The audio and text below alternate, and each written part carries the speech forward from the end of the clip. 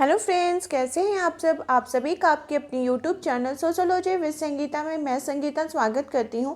और इस चैनल के माध्यम से हम लोग सोशियोलॉजी के कम्पिटिटिव एग्जाम के प्रिपरेशन करते हैं, जिसके अंतर्गत आपको डेली 2 क्लासेस मिलती हैं। सुबह के 8 बजे के क्लास में हम लोग कवर कर रहे हैं topic wise syllabus according UP PGT के सिलेबस को। उसके जितने भी आपके प्रीवियस ईयर के क्वेश्चन है, कैसे क्वेश्चन पूछे गए, उसको हम लोग वहाँ पे कवर कर रहे हैं। और रात के 8 बजे हम लोग कवर कर रहे हैं बीपीएससी टीआरई 4.0 के सोशियोलॉजी के सिलेबस को। तो बीपीएससी का जो एग्ज़ाम लेने का पैटर्न है, जिसके अंतर्गत अभी हम लोग एनसीईआरटी सीरीज़ को कवर कर रहे हैं। एनसीईआरटी के अंतर्गत आप देखिएगा कि क्लास 11 में 2 बुक है और क्लास 12 में 2 बुक है। तो क्लास 11 का दोनों बुक कंप्लीट हो चुका है। क्लास 12 का जो पार्ट 1 का बुक है वो कवर हो रहा है, लास्ट चैप्टर बाकी है। और साथ ही साथ आप लोगों के लिए मैं बीपीएससी जो एग्ज़ाम कंडक्ट करवाया है टीआरई 1, 2 और 3 में, तो उसमें कैसे क्वेश्चन पूछे गए थे, हम लोग ऑफिशियल बुकलेट के साथ उन सारे क्वेश्चंस को डिस्कस कर रहे। सिर्फ क्वेश्चन ही नहीं डिस्कस कर रहे, बल्कि उस क्वेश्चन से रिलेटेड और कैसे क्वेश्चन पूछे जा सकते हैं उसको भी देख रहे हैं। तो क्लास को आप लोग लास्ट तक जरूर देखिए। आज के क्लास में हम लोग बीपीएससी टीआरई 3.0 के क्वेश्चन नंबर 101 से लेकर 150 तक के क्वेश्चंस को डिस्कस करेंगे। और वैसे स्टूडेंट, क्योंकि बार बार जो स्टूडेंट्स हैं उनका कमेंट आ रहा है कि मैम पेड ग्रुप से कैसे ज्वाइन हो, तो यहाँ पे देखिए जो कॉन्टैक्ट नंबर दिया हुआ है, या तो आप इसमें कॉल करके पेड ग्रुप में ज्वाइन हो सकते हैं, या फिर आप व्हाट्सएप मैसेज करके पेड ग्रुप में ज्वाइन हो सकते हैं। पेड ग्रुप में आपको नोट्स मिलेंगे, मेरे हैंड रिटन नोट्स है। अगर आप बोलिएगा कि हैंड रिटन नोट्स को पीडीएफ फॉर्मेट में दीजिए, पीडीएफ फॉर्मेट में ही आपको सारे नोट्स मिलेंगे। अगर आप हैंड रिटन में चाहते हैं तो आपको हैंड रिटन में मिलेगा। अगर आप बोलिएगा कि नहीं हमको टाइपिंग फॉर्मेट में चाहिए, तो टाइपिंग फॉर्मेट में आपको पीडीएफ में नोट्स मिलेगा। नोट्स तो मिलेगा, क्योंकि वो जो नोट्स है मैंने खुद से बनाया, खुद से लिखा है, ऑथेंटिक बुक का हेल्प लेकर। और मेरी पूरी कोशिश रही है कि जितना ईजी से ईजी वे में आप लोगों तक मैं सारे जो कॉन्सेप्ट उसको क्लियर कर सकूं। और साथ ही साथ नोट्स के साथ आपको एक्स्ट्रा मटेरियल भी मिलेंगे। एक्स्ट्रा मटेरियल में जैसे आपको प्रैक्टिस सेट मिलेगा, 2000 प्लस जैसा प्रीवियस ईयर का क्वेश्चन मिलेगा, महत्वपूर्ण जो समाजशास्त्री हैं उनके कथन, बुक्स और ऑथर्स के नेम। उसके बाद आपको टेलीग्राम का लिंक भी फ्री ऑफ कॉस्ट मिलेगा पेड ग्रुप के स्टूडेंट के लिए। टेलीग्राम का लिंक जो है वो आपके एग्ज़ाम की तैयारी को बहुत ही ज़्यादा बेहतर बनाने वाला है, क्योंकि देखिए ये एक मॉक टेस्ट के जैसा रहेगा, जिसमें आपको डेली टॉपिक दिया जाएगा होमवर्क के रूप में। आप उसको तैयार करके आइएगा और वहाँ पे आप जितने भी कैंडिडेट है, जितने भी स्टूडेंट हैं, उनके साथ आपका एक कंपटीशन के जैसा हो जाएगा कि आपकी कितनी पोजीशन आ रही है, आप कितने क्वेश्चन को टैकल कर पा रहे हैं। तो उसका लिंक भी आपको फ्री ऑफ कॉस्ट मिलेगा। तो चलिए, ये सभी बातें जानना भी जरूरी है। अब हम लोग ऑफिशियल बुकलेट की तरफ बढ़ते हैं और क्वेश्चन नंबर 101 से देखते हैं। आज का क्वेश्चन नंबर 101 पूछा जा रहा है कि प्रकट प्रकार वे है जो। तो देखिए, एक चीज़ आपको ध्यान रखिएगा, आपको जो मैं पेड ग्रुप का नोट्स दूंगी उसमें आपको कुछ सोशियोलॉजी के स्पेशल कीवर्ड्स भी दूंगी। जैसे देखिए यहाँ पे क्वेश्चन जो है प्रकट प्रकार, तो प्रकट प्रकार, अप्रकट प्रकार, जैसे ही आपको क्वेश्चन आया तो आपको तुरंत दिमाग में आ जानी कि किसका थाउट है, ये किसका थिंकर है, किसकी थ्योरी है। तो ये जो थ्योरी है ये आर.के. मर्टन की है। किनकी है? आर.के. मर्टन जी की ये थ्योरी है। ठीक है, ये तो आपका एक क्वेश्चन बन गया, 1 नंबर का क्वेश्चन यहाँ पे आपको बन गया कि अगर नेक्स्ट एग्जाम में आपको पूछता है तो आप इसको लिख सकिएगा कि प्रकट प्रकार अप्रकट प्रकार किनका है, आर.के. मर्टन का। तो यहाँ पे पूछा है कि प्रकट प्रकार वे है जो क्या है, 5 ऑप्शन दिया है। तो इसका जो राइट आंसर है वो हो जाएगा अपेक्षित और मान्यता प्राप्त है। क्या है? अपेक्षित और मान्यता प्राप्त है। कौन? प्रकट प्रकार। ठीक है, अब प्रकट प्रकार क्या होता है? तो प्रकट प्रकार वह कार्य है जो किसी विशेष सामाजिक क्रिया, कोई संस्था के द्वारा जानबूझकर और स्पष्ट रूप से हासिल करने के लिए किया जाता है। जैसे मान लीजिए आप समाज के सदस्य, आपके द्वारा जो चीज़ें साझा की जाती है, ठीक है, जो चीज़ों को स्वीकार किया जाता है वो प्रकट प्रकार के अंतर्गत आती है। जो समाज जिसको स्वीकार करता है कि हाँ ऐसा करना चाहिए, तो वो किसके अंतर्गत आ जाएगा? प्रकट प्रकार का। ये किसका थाउट है? तो आर.के. मर्टन जी का है। नेक्स्ट है, द्वितीय पिछड़ा वर्ग आयोग का नेतृत्व किसके द्वारा किया गया था? तो द्वितीय पिछड़ा वर्ग का जो नेतृत्व है वो किसके द्वारा किया गया था? तो बीपी मंडल के द्वारा। किनके द्वारा? बीपी मंडल जी के द्वारा किया गया था। ठीक है, और इस आयोग को मंडल आयोग के नाम से भी जाना जाता है। 1979 में भारत सरकार के द्वारा स्थापित किया गया था, जो कि पिछड़ा वर्ग यानी जो ओबीसी है उनके स्थितियों का अध्ययन करने के लिए किया गया था। अब मान लीजिए यहाँ पे द्वितीय पिछड़ा वर्ग के बारे में बोला। पहला कौन हो जाएंगे, तो पहला हो जाएंगे काका कालेलकर। कौन हो जाएंगे पहला, अगर पिछड़ा वर्ग बोलेगा तो वो काका कालेलकर हो जाएंगे। तो इस क्वेश्चन से आपको 2 क्वेश्चन मिल गए। नेक्स्ट क्वेश्चन है कि जातियों का पदानुक्रमिक क्रम किसके भेद पर आधारित होता है। ठीक है, तो जातियों का जो पदानुक्रम है वो शुद्धता और अशुद्धता पर आधारित होता है। किस पर आधारित होता है, शुद्धता और अशुद्धता पर आधारित होता है। शुद्धता और अशुद्धता के आधार पर आधारित होता है। नेक्स्ट क्वेश्चन पूछा जा रहा, अप्रकट प्रकार वे हैं जो क्या है, अनपेक्षित है, अमान्य है, अपेक्षित है, या उपयुक्त में से एक से अधिक, या उपयुक्त में से कोई नहीं। तो इसका जो राइट आंसर है वो हो जाएगा कि जो आपका अप्रकट प्रकार है वो उपयुक्त में से एक से, यानी अनपेक्षित भी है और मान्य भी है। ठीक है, कौन सा, अप्रकट प्रकार। अप्रकट प्रकार वह कार्य होता है जो किसी सामाजिक क्रिया या संस्था के अप्रत्यक्ष, अनपेक्षित, अमान्य परिणामों का क्या होता है, उसका प्रतिफल होता है। वह कार्य जो समाज पर प्रभाव डालता है, भले ही वो मनुष्य के मूल उद्देश्यों से अलग हो, लोगों के द्वारा उसको पहचान नहीं मिला हो, ठीक है, लेकिन मतलब उसको समाज नहीं मान रहा है, तो वो क्या हो जाएगा, अप्रकट प्रकार के अंतर्गत आ जाएगा। नेक्स्ट क्वेश्चन है, क्वेश्चन नंबर 105 पूछा जा रहा है। यहाँ पे देख सकते हैं आपको बाइलिंगुअल आपको क्वेश्चन देखने को मिलता है, इंग्लिश और हिंदी दोनों में रहता है। तो हम लोग हिंदी क्वेश्चन को यहाँ पे देख रहे हैं। तो क्वेश्चन नंबर 105 पूछा जा रहा है कि संस्कृति एक जटिल संपूर्ण है जिसमें शामिल है। ठीक है, संस्कृति में क्या शामिल होता है, तो संस्कृति में ज्ञान, आस्था, कला, ये सभी चीज़ें, ये तीनों चीज़ें शामिल होती है। ज्ञान भी रहता है, आस्था भी, कला भी रहता है। तो इसका आंसर क्या हो जाएगा, ऑप्शन नंबर डी हो जाएगा, उपयुक्त में से एक से अधिक। नेक्स्ट क्वेश्चन है कि ई.वी. रामास्वामी नायकर को निम्न जाति आंदोलन के नेता के रूप में जाना जाता है। तो एक वो किस भाग से जाने जाते हैं, तो ई.वी. रामास्वामी नायकर जो हैं वो किस भाग से जाने जाते हैं, तो वो दक्षिण भाग से जाने जाते हैं। किस भाग से, तो दक्षिण भाग से जाना जाते हैं। ठीक है, उनको दक्षिणी भाग से जाना जाता है। ठीक है, ई.वी. रामास्वामी नायकर, जिनको कि आमतौर पर उनका एक और नाम था पेरियार। क्या नाम था, पेरियार के नाम से भी उनको जाना जाता है। ठीक है, और वो दक्षिण भारत में विशेष रूप से तमिलनाडु राज्य में जो निम्न जाति के आंदोलन के रूप में बहुत ही ज़्यादा प्रसिद्ध नेता हुए थे। उन्होंने सामाजिक सुधार, जाति व्यवस्था का उन्मूलन, निचली जातियों के अधिकारों के लिए संघर्ष किया था। और पेरियार जी ने आत्मसम्मान आंदोलन की स्थापना की थी। किस आंदोलन की स्थापना की थी, आत्मसम्मान आंदोलन की उन्होंने स्थापना की थी। आत्मसम्मान आंदोलन, ये एक आपका और एक्स्ट्रा क्वेश्चन हो गया। ठीक है, आत्मसम्मान आंदोलन की उन्होंने, अगर मान लीजिए आपके इस बार के एग्जाम में अगर पूछ ले कि आत्मसम्मान आंदोलन किनका है, तो ई.वी. रामास्वामी नायकर जी का। पेरियार के नाम से कौन जाने जाते हैं, तो ई.वी. रामास्वामी नायकर जी जाने जाते हैं। और उन्होंने जो आत्मसम्मान आंदोलन की स्थापना की थी, जिसका कि मूल उद्देश्य था द्रविड़ जातियों को आर्थिक, सामाजिक और राजनीतिक रूप से सशक्त बनाना। ठीक है, तो यहाँ पे आप देख सकते हैं आपके एक और एक्स्ट्रा क्वेश्चन और यहाँ पे एक और, यानी एक क्वेश्चन से आपका 3 क्वेश्चन कवर हो गया। नेक्स्ट क्वेश्चन है, क्वेश्चन नंबर 107 पूछा जा रहा है कि वेबर ने स्तरीकरण के निम्नलिखित में से किस आधार की शुरुआत की थी। तो मैक्स वेबर जी जो है वो किसके रूप में जाने जाते थे, वर्ग, परिस्थिति और शक्ति के रूप में जाने जाते थे। मैक्स वेबर ने सामाजिक स्तरीकरण के 3 आधार बताए, यानी कि स्तरीकरण के बारे में मैक्स वेबर भी बात करते हैं। ठीक है, उन्होंने कितने आधार बताए, 3 आधार बताए। वर्ग यानी क्लास, परिस्थिति या प्रतिष्ठा मैंने स्टेटस, और शक्ति मतलब पावर। इन आधारों पर उन्होंने समाज में व्यक्तियों और समूहों के बीच असमानता को स्पष्ट करने में बहुत ही महत्वपूर्ण भूमिका निभाई है। नेक्स्ट क्वेश्चन है, क्वेश्चन नंबर आपका 108 पूछा जा रहा है स्तरीकरण का प्रकार्यात्मक सिद्धांत किनके द्वारा दिया गया है?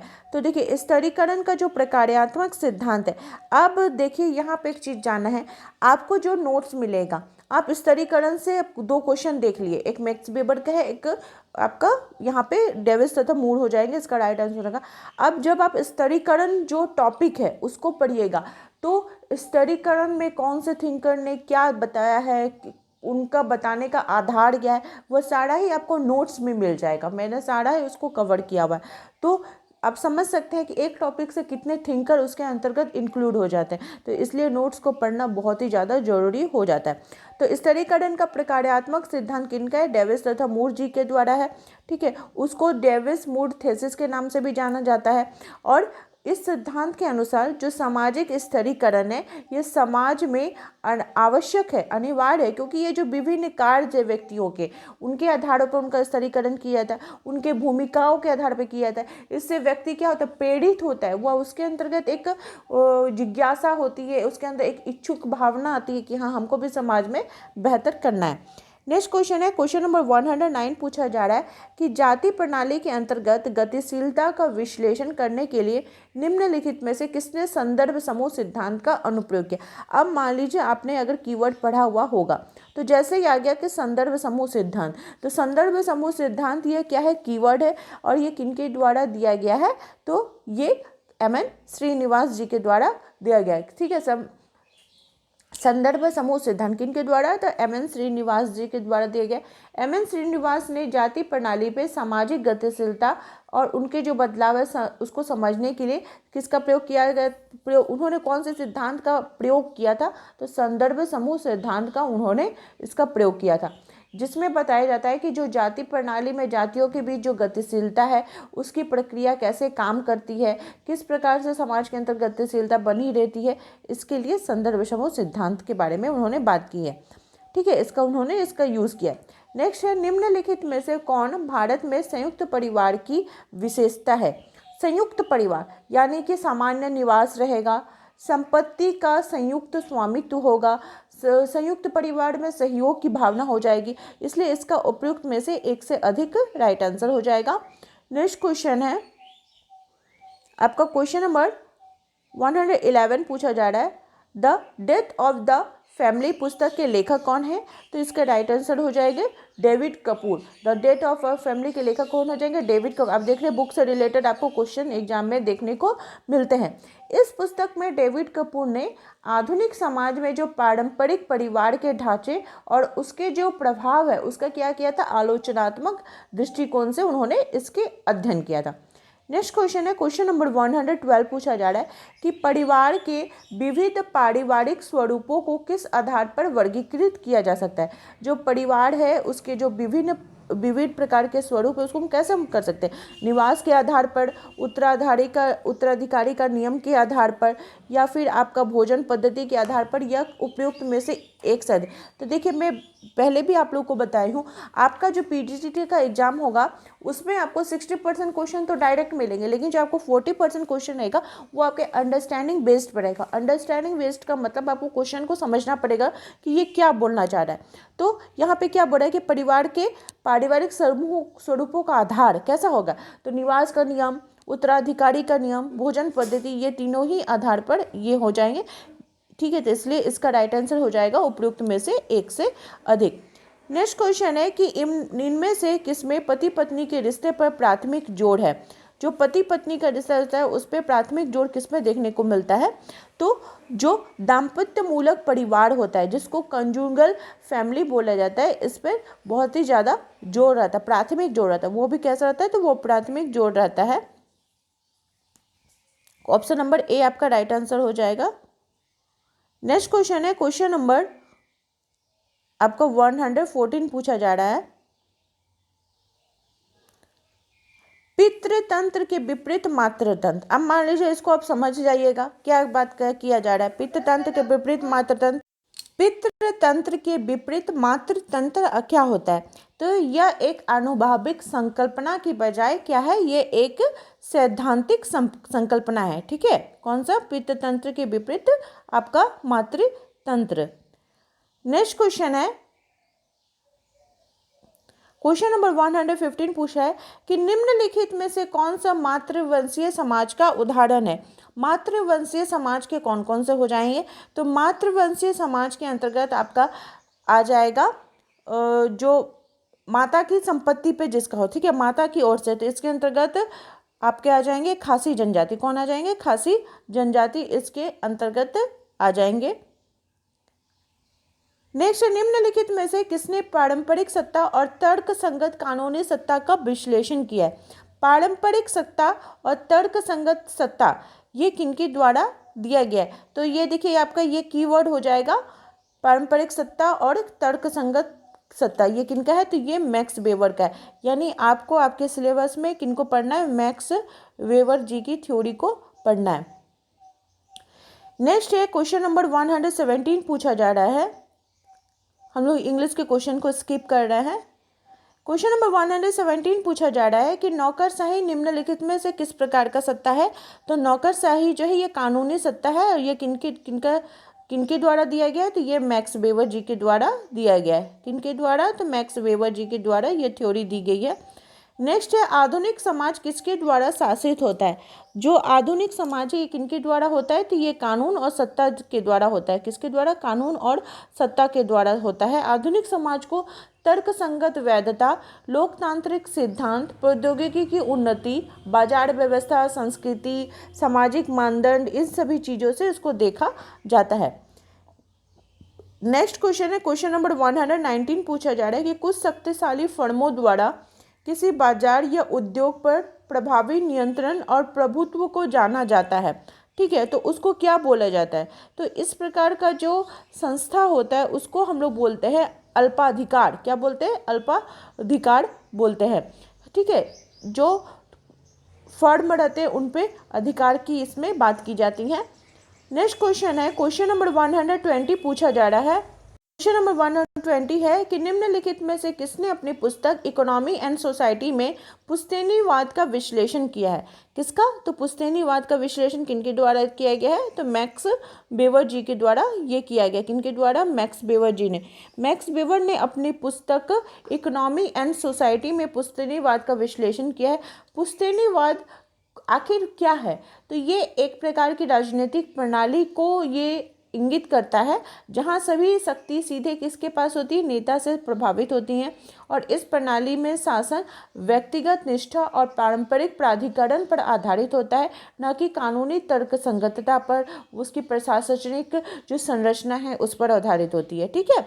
नेक्स्ट क्वेश्चन है क्वेश्चन नंबर आपका 121 पूछा जा रहा है कि निम्नलिखित में से किसने कूला एक्सचेंज का अध्ययन किया था। कूला एक्सचेंज ये किनके द्वारा दिया गया है, तो ये विनिमय प्रणाली है, ये ब्रोनिस्लाव मैलिनोवस्की जी के द्वारा दिया गया। किनके द्वारा? मैलिनोवस्की जी के द्वारा कूला विनिमय का सिद्धांत दिया गया है। नेक्स्ट है क्वेश्चन नंबर 122 पूछा रहा है कि बाजार विनिमय निम्नलिखित में से किस पर आधारित है।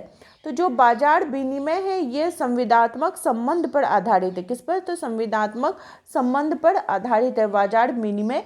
और यह सिद्धांत क्या करता है, जो संसाधन है उसका किस प्रकार से आवंटन हो रहा है, बाजार की अर्थव्यवस्था क्या है, संसाधनों का कीमत क्या होगा, इन सभी चीज़ों को मतलब सेटल करता है, उसको सुगम बनाने का ये प्रयास करता है। नेक्स्ट क्वेश्चन है क्वेश्चन नंबर 123 पूछा जा रहा है कि आपको the gift the form of the reason for action in archaic society पुस्तक के लेखक कौन है। तो इसके लेखक हो जाएंगे मार्शल मॉस। इनके द्वारा दिया गया है, मार्शल मॉस जी के द्वारा द गिफ्ट पुस्तक के बारे में रचना की गई है। मॉस ने अपनी इस पुस्तक के माध्यम से जो आदिम समाज हैं उनके बीच जो आदान प्रदान और उपहार देने की जो प्रणाली है उनका उन्होंने विश्लेषण किया है और इसे उपहार विनिमय गिफ्ट एक्सचेंज की मूल अवधारणा के रूप में जाना जाता है। मॉस जी के अनुसार आदिम समाजों में उपहार का आदान प्रदान केवल वस्तु विनिमय नहीं बल्कि उसमें सामाजिक संबंध, दायित्व, सामुदायिक जो बंधन है उसका निर्माण, उसके रख रखाव की बात करते हैं।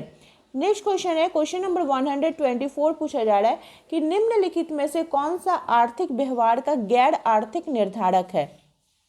आर्थिक व्यवहार का गैर आर्थिक जो निर्धारक है वो आपका धार्मिक मूल्य, विचारधारा और भावनाएं, ये तीनों ही हो जाएंगे। इसका मतलब इसका ऑप्शन नंबर डी इसका राइट आंसर हो जाएगा। नेक्स्ट है कि निम्नलिखित में से किसने जजमानी व्यवस्था के महत्व पर जोर दिया। तो जजमानी व्यवस्था ये आपका कीवर्ड हो गया। जैसे ही आएगा आपको ध्यान में आ जाए, ये विलियम वाइजर का है, WH वाइजर जी का ये कथन है। जजमानी व्यवस्था की जो अवधारणा है ये इन्होंने किसमें दी थी, तो इनकी जो पुस्तक थी द हिंदू जजमानी सिस्टम, इसमें उन्होंने इसका गहन अध्ययन किया था। भारतीय ग्रामीण समाज के जो पारंपरिक सामाजिक आर्थिक संगठन है उसका उन्होंने महत्वपूर्ण तत्व के रूप में इसको प्रस्तुत किया था। बाइजर ने बताया है कि किस प्रकार यह प्रणाली ग्रामीण क्षेत्रों में विभिन्न जातियों के बीच जो आर्थिक आदान प्रदान होता है जिसके कारण एक सामाजिक संबंध बनता है उसका नियंत्रण कैसा होता है उसके बारे में उन्होंने बात की थी अपने पुस्तक द हिंदू जजमानी सिस्टम में, जिसमें उन्होंने कौन सी अवधारणा दी थी, तो जजमानी व्यवस्था के बारे में बात करते हैं। नेक्स्ट क्वेश्चन है, अब जजमानी पढ़िएगा तो आपको भारत में भी आ जाएगा कि भारत में जजमानी व्यवस्था का अध्ययन किनके द्वारा करते थे। जब तक आप पूरा थ्योरी को अच्छे प्रकार से नहीं पढ़िएगा आप क्वेश्चन का आंसर नहीं लगा पाइएगा। नेक्स्ट है कि पारंपरिक भारतीय समाज में जजमानी प्रथा निम्नलिखित में से किस पर आधारित थी। पारंपरिक की बात की जा रही है, ठीक है, आधुनिक की नहीं बात कर रहे, किसका क्या बात कर, पारंपरिक का। तो पारंपरिक में क्या हो जाएगा, वस्तु विनिमय अर्थव्यवस्था पर आधारित होता है। नेक्स्ट है the wealth of the nation पुस्तक के लेखक कौन है, तो द वेल्थ ऑफ द पुस्तक के लेखक कौन हो जाएंगे, एडम स्मिथ हो जाएंगे। इनके द्वारा यह पुस्तक लिखी गई है। इस पुस्तक में उन्होंने आर्थिक सिद्धांत के विकास में एक महत्वपूर्ण बात की है, एक महत्वपूर्ण मील का पत्थर के रूप में यह पुस्तक जानी जाती है। उनको एडम स्मिथ को आधुनिक अर्थशास्त्र के जनक के रूप में जाना जाता है।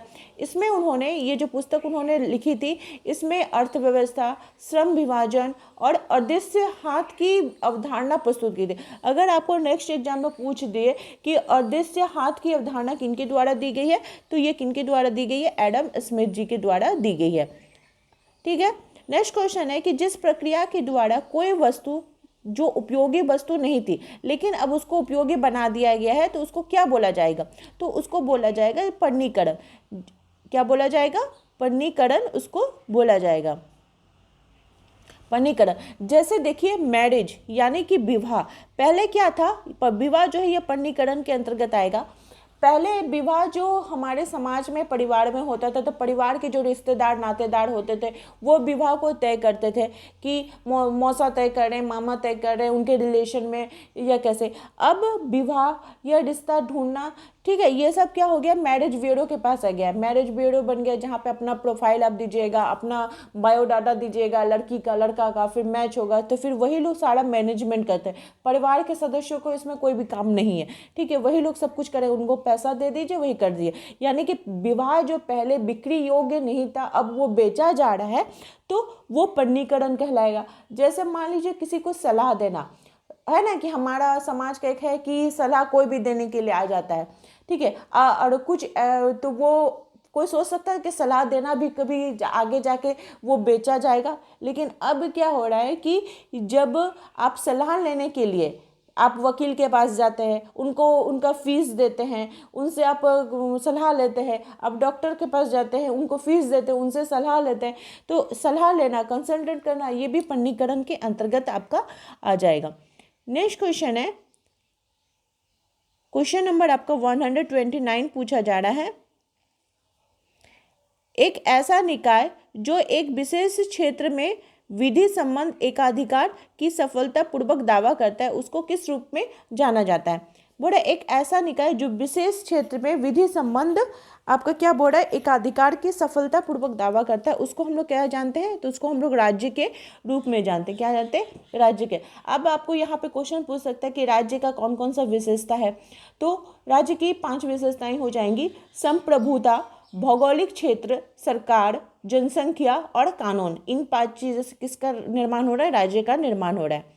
नेक्स्ट है मैक्स मूलर निम्नलिखित में से किस धर्म को प्रारंभिक रूप मानते हैं। अब देखिए आपका जो ये टॉपिक है धर्म, रिलीजन, इसके अंतर्गत आपको इतने थिंकर मिलेंगे। अब मान लीजिए सबको थिंकर को याद रखना मुश्किल है, तो मैक्स मूलर इनका कीवर्ड हो जाएगा प्रगतिवाद। जैसे ही आएगा क्योंकि प्रगतिवाद किसका है, तो ये मैक्स मूलर का हो जाएगा, ठीक है।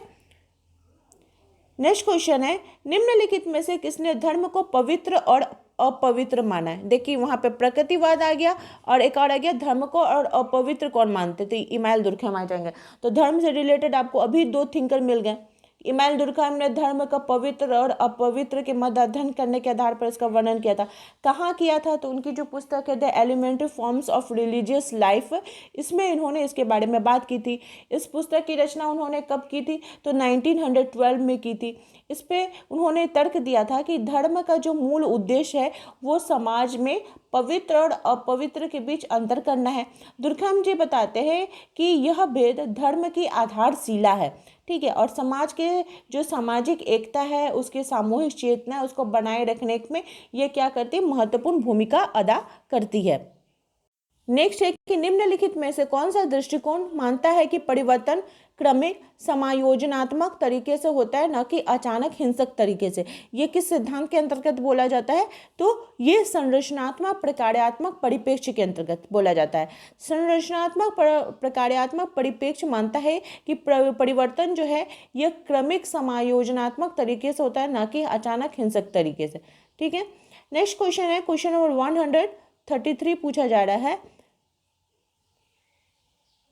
कि धर्म के प्रभाव में कमी आने की प्रक्रिया को हम क्या कहते हैं? धर्म के प्रभाव में अगर कमी आ जाती है तो उसको हम लोग बोलते हैं पंथ निरपेक्ष। क्या बोलते हैं? पंथ निरपेक्ष बोले जाते हैं, जिसका मतलब होता है कि जो सामाजिक संस्थाएं हैं और जिन जीवन है अब धार्मिक मान्यता और प्रथाओं के बजाय समाज तर्क और आधुनिक सोच विज्ञान को ज़्यादा ये महत्व देने लगा है। नेक्स्ट क्वेश्चन नंबर 134 कि हरित क्रांति के अधिकांश क्षेत्रों में नई तकनीकी से कौन लाभान्वित हो सका? हरित क्रांति आने के फलस्वरूप कौन लाभान्वित हुए हैं? तो जो बड़े और मध्यम किसान हैं वो लाभान्वित। छोटे किसानों से हरित क्रांति में कोई लाभ नहीं हुआ है, बल्कि बड़े और मध्यम के, इसलिए उपयुक्त में से एक से अधिक इसका राइट आंसर हो जाएगा। नेक्स्ट क्वेश्चन है कि एक सामाजिक आंदोलन की क्या विशेषता होती है? कोई भी सामाजिक आंदोलन होते हैं वो क्या होगा? आपका निरंतर सामूहिक कार्रवाई होगी, नेतृत्व रहेगा, साझा उद्देश्य और विचारधाराएं रहती हैं, तभी आपका सोशल मूवमेंट देखने को मिलता है। ये सब इसकी विशेषताएं, यानी उपयुक्त में से एक से अधिक इसका राइट आंसर हो जाएगा। नेक्स्ट है कि निम्नलिखित में से कौन सा एक प्रकार का सामाजिक आंदोलन है? ठीक है, तो परिवर्तनात्मक, सुधारवादी, क्रांतिकारी, ये तीनों ही हो जाएंगे सामाजिक आंदोलन के रूप, यानी उपयुक्त में से एक से अधिक इसका राइट आंसर हो जाएगा। नेक्स्ट क्वेश्चन है आपका क्वेश्चन नंबर 137 पूछा जा रहा है कि महिला आंदोलन किस प्रकार का सामाजिक आंदोलन है? तो महिला आंदोलन ये किस प्रकार का है? तो ये सुधारवादी आंदोलन के अंतर्गत आएगा। महिला आंदोलन का जो मुख्य उद्देश्य है ये समाज में महिलाओं के अधिकारों में समानता को बढ़ावा देना है। यह आंदोलन महिलाओं की सामाजिक, आर्थिक, राजनीतिक स्थिति में सुधार लाने के लिए कार्य करता है, जैसे कि मताधिकार हो गया, शिक्षा का अधिकार हो गया, रोजगार का अधिकार हो गया, समान अवसर प्राप्त करने का अधिकार हो गया। तो ये सभी किसके अंतर्गत आ जाएंगे? सुधारवादी आंदोलन के अंतर्गत आ जाएंगे। नेक्स्ट है कि चिपको आंदोलन निम्नलिखित में से किसका उदाहरण है? तो जो चिपको आंदोलन ये पारिस्थितिकी आंदोलन, एनवायरनमेंट से रिलेटेड है, पारिस्थितिकी आंदोलन के ये उदाहरण हो जाएंगे। ठीक है, चिपको आंदोलन की शुरुआत जो है यह 1973 में उत्तर भारत का जो उत्तराखंड है राज्य है वहाँ से शुरू हुआ था, और इस आंदोलन का जो मुख्य उद्देश्य था वो था वनों की रक्षा करना। ठीक है, इसमें चंडी प्रसाद भट्ट, गौड़ा देवी, ये सभी जैसे अमृता, ये सभी इम्पोर्टेंट जो व्यक्ति हैं इनके अंतर्गत आ जाएंगे। नेक्स्ट है कि 1970 के दशक में नए किसान आंदोलन किस क्षेत्र में प्रारंभ हुए थे? तो जो नए किसान आंदोलन है इसका अगर बात की जाए तो तमिलनाडु, पंजाब, आंध्र प्रदेश, उसके बाद ये सभी चीज़ जगहों में देखने को मिली थी, तो इसलिए इसका राइट आंसर हो जाएगा आपका ऑप्शन नंबर डी। और अगर आपको पूछ दे कि इसका नेतृत्व किसने किया था, तो इसका नेतृत्व नए किसान आंदोलन का नेतृत्व किया था शरद जोशी ने। किसने? तो शरद जोशी ने। नेक्स्ट है कि निम्नलिखित में से कौन सा भारत में जनजातियों को वर्गीकृत करने के लिए उपयोग किया जाता है? जो जनजाति है उसको हम किस आधार पर करेंगे? तो उनके क्षेत्र के आधार पर, उनकी भाषा के आधार पर, उनकी परिस्थिति की आवास के आधार पर, ये सारी ही इसका राइट आंसर हो जाएगा। नेक्स्ट क्वेश्चन है क्वेश्चन नंबर 141 पूछा जा रहा है कि अर्जित लक्षणों के आधार पर जनजातियों का वर्गीकरण किस मानदंड का उपयोग करता है? ठीक है, तो अर्जित लक्षणों के आधार पर बोला जा रहा है, तो उपयुक्त में से इसका एक से अधिक हो जाएगा, यानी कि हिंदू समाज में जो समावेश की सीमा है, आजीविका के साधन है, इन सभी के आधार पर इसका मानदंड किया जाता है। नेक्स्ट क्वेश्चन है कि जब आदिवासी समूह खुद को नए संपर्क में आए अन्य लोगों से अपने आप को अलग दर्शाने के लिए स्वयं को जनजाति के रूप में परिभाषित करने लगते हैं तो इसको क्या कहा जाता है? तो इसको कहा जाता है आपका जनजातीय विचारधारा। अलग रूप में दर्शाने का कोशिश कर रहे हैं, इसको जनजातीय विचारधारा बोला जाता है। नेक्स्ट है वर्जीनियस खाका के अनुसार समकालीन समय में जनजातीय पहचान के दावों को मुख्य रूप से निम्नलिखित में से किन कारकों को जिम्मेदार ठहराया गया है? तो ये जनजातीय समाज में मध्यम वर्ग के उदय को, और ये एनसीईआरटी का आपका क्वेश्चन है, एनसीईआरटी में ये दिया गया है। ठीक है, ऐसे तो सारे क्वेश्चन ही एनसीईआरटी बेस्ड है। नेक्स्ट है माल्थस के जनसंख्या वृद्धि के सिद्धांत को उनके निम्नलिखित में से किस कार्य में रेखांकित किया गया? तो माल्थस का जो जनसंख्या वृद्धि का सिद्धांत है ये इनकी पुस्तक an essay on the principle of population, इसमें उन्होंने वर्णन किया है। नेक्स्ट क्वेश्चन है क्वेश्चन नंबर 145 पूछा जा रहा है कि माल्थस के अनुसार जनसंख्या वृद्धि के लिए कृत्रिम निरोध, एक उन्होंने दो प्रकार के निरोधों की बात की थी, प्राकृतिक निरोध और कृत्रिम निरोध। तो कृत्रिम निरोध तो ये क्या हो जाएगा? ये इसका राइट आंसर हो जाएगा आपका जो जैसे विवाह को टालना, यौन संयम, ये सब हो जाएगा कृत्रिम के अंतर्गत, यानी उपयुक्त में से एक से अधिक। नेक्स्ट है माल्थस का जो जनसंख्या वृद्धि का प्राकृतिक निरोध है उसमें क्या हो जाएगा? तो अकाल, बीमारी, यानी ऑप्शन नंबर डी हो जाएगा, उपयुक्त में से एक से अधिक। जनसांख्यिकीय संक्रमण का सिद्धांत निम्नलिखित में से किससे जुड़ा हुआ है? तो ये आपका आर्थिक विकास का समग्र स्तर से जुड़ा हुआ है। नेक्स्ट क्वेश्चन है क्वेश्चन नंबर 148 पूछा जा रहा है कि 1952 में भारत डैश देश था जिसे स्पष्ट रूप से जनसंख्या नीति की घोषणा की थी। तो 1952 में भारत जो था ये पहला देश था, क्या था? पहला देश था जिसने जनसंख्या नीति की घोषणा की थी 1952 में। नेक्स्ट है कि भारत में परिवार नियोजन कार्यक्रम को किस वर्ष से झटका लगा था?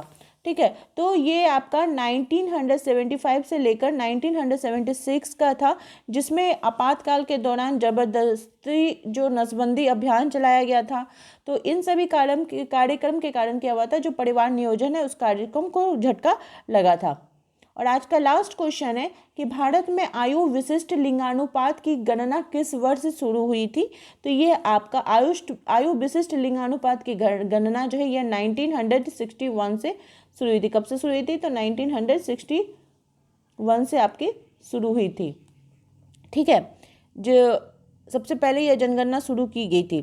तो आई होप आप लोगों को आज का जो क्लास है वो हेल्पफुल लगा होगा आपके एग्जाम के लिए। इसी प्रकार से आप लोग चैनल के साथ बने रहिए। अगर आपके कोई भी डाउट है, आपके कोई भी कमेंट है तो मुझे ज़रूर कमेंट करके बताइए। और अगर आपको क्लास हेल्पफुल लगी है तो प्लीज़ मुझे मोटिवेट करने के लिए आप लोग इस वीडियो को ज़रूर लाइक करें और इसी प्रकार से मेरे चैनल के साथ बने रहिए। आप सभी का मेरे चैनल में बने रहने के लिए बहुत बहुत धन्यवाद।